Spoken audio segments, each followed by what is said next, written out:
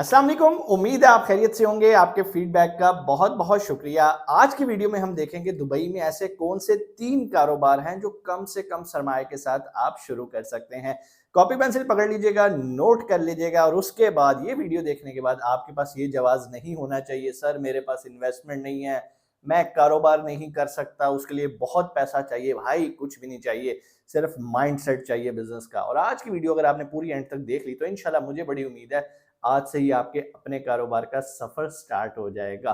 सबसे पहली बात, आज जो हम बिजनेस आइडियाज डिस्कस करेंगे वो बड़े सिंपल हैं और कोई बहुत बड़ी रॉकेट साइंस नहीं है। देखने में वो बहुत ही, आप कहेंगे सर ये कौन सा बिजनेस है, बट यकीन माने मैं ऐसे लोगों को जानता हूं जो कि वो बिजनेस कर रहे हैं और मिलियंस में कमा रहे हैं। जी हाँ, मिलियंस में कमा रहे हैं। But it takes time. ऐसा नहीं है कि आप ये कारोबार स्टार्ट करेंगे और पहले दिन से आप भी मिलियंस कमाएंगे, ऐसा कुछ नहीं होने वाला। इसके लिए करनी पड़ेगी आपको मेहनत, टाइम लगाना पड़ेगा, इन्वेस्ट करना पड़ेगा अपना टाइम, पैसा नहीं। क्योंकि हम जिन कारोबार की बात करेंगे आज वो है सर्विस बेस। यस, हमेशा याद रखिएगा, ऐसा कारोबार जो सर्विस बेस होता है उसमें आपकी इन्वेस्टमेंट कम से कम लगती है। क्या चीज ज्यादा लगती है? आपका स्किल, आपका टाइम। अगर आपको लगता है आप काबिल हैं तो भाई आज की वीडियो आपके लिए। ये बिजनेस आइडियाज देख लीजिएगा। अगर आप दुबई में रहते हैं तो आप बहुत अच्छा बिजनेस कर सकते हैं। नंबर 3, उल्टा स्टार्ट करेंगे ताकि जो फर्स्ट मेरी नज़र में सबसे बेस्ट बिजनेस है उसको हम सबसे एंड पे डिस्कस करेंगे। नंबर 3, क्लीनिंग का बिजनेस। अब आप कहेंगे कि सर हम कोई जमादार थोड़ी हैं, क्लीनिंग करेंगे, सफाइयाँ करेंगे, झाड़ू लगाएंगे। भाई ऐसा नहीं है। दुबई में क्लीनिंग का कॉन्सेप्ट बिल्कुल डिफरेंट है। बल्कि जो लोग बाहर रहते हैं, जो लोग दुबई में भी रहते हैं, उन्हें पता है क्लीनिंग का बिजनेस कितना ज़बरदस्त है। अब ज़बरदस्त क्यों है? आपको पता है कि भाई दुबई जो है वो एक टूरिस्ट डेस्टिनेशन है, वहाँ पे टूरिस्ट आते हैं और अब कॉन्सेप्ट चेंज होता जा रहा है एयरबीएनबी के आने के बाद। पहले लोग होटल्स बुक करना पसंद करते थे। अब जितने भी यूरोपियंस गोरे आते हैं दुबई के अंदर, उनकी कोशिश होती है भाई हम लें अपार्टमेंट, क्योंकि उन्होंने पार्टी करने आना होता है। वो चाहते हैं कि अपार्टमेंट हो, किचन हो, वहीं पर सारा काम हम खुद खाए पिए, जो मतलब उन्होंने पार्टी शार्टी करनी है वो सब अपने एज ए घर उसे यूज़ करते हैं। अब चूंकि वो लोग अपार्टमेंट्स में रहने के आदी होते हैं, उन्हें यहाँ पर भी अपार्टमेंट का माहौल चाहिए होता है, इसलिए वो होटल की बजाय अपार्टमेंट को प्रेफर करते हैं। और दुबई के अंदर इस बिजनेस को लेके एक नया बिजनेस स्टार्ट हो चुका हुआ है जिसको हॉलीडे होम्स का बिजनेस कहते हैं।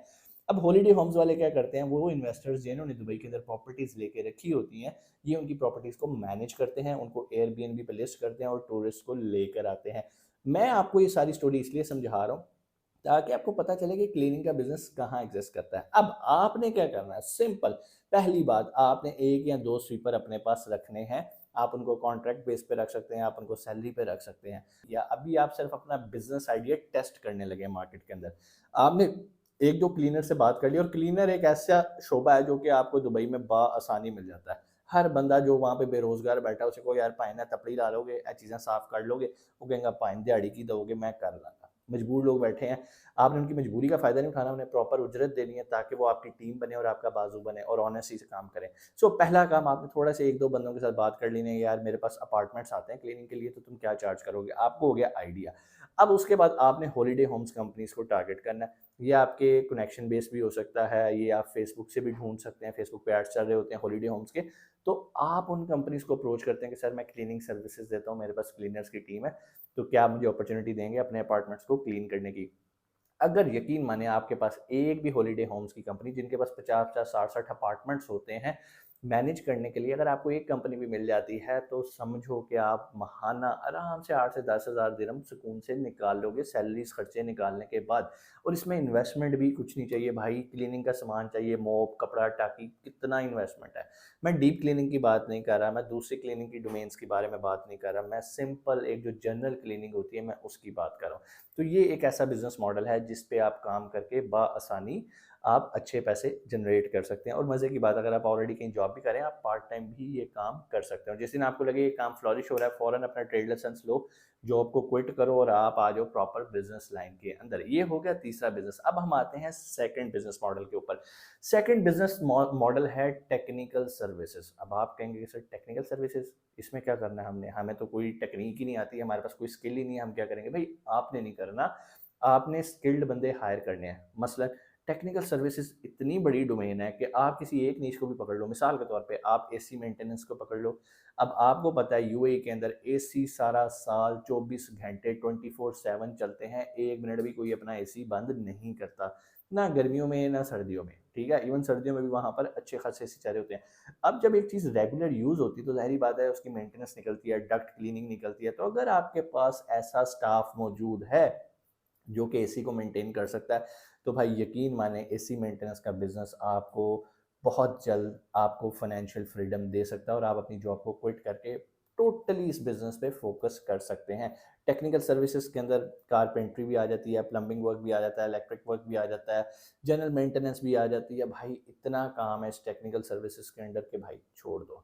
और इसके बाद आते हैं नंबर 1 बिज़नेस। अच्छा, आप लोग मेरी तरतीब से इत्तेफाक नहीं भी कर सकते, ये तो एक जनरल मैंने एक तरतीब बनाई है। नंबर 1 पे आता है जी फर्निशिंग का बिज़नेस। अब आप कहेंगे फर्निशिंग नाम से ज़ाहिर है।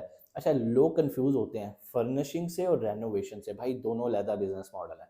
मैं बात कर रहा हूँ फर्निशिंग की। फर्निशिंग का सबसे बड़ा और मज़े का चंक क्या है? नंबर 1 आपकी टारगेट ऑडियंस है अमीर लोग।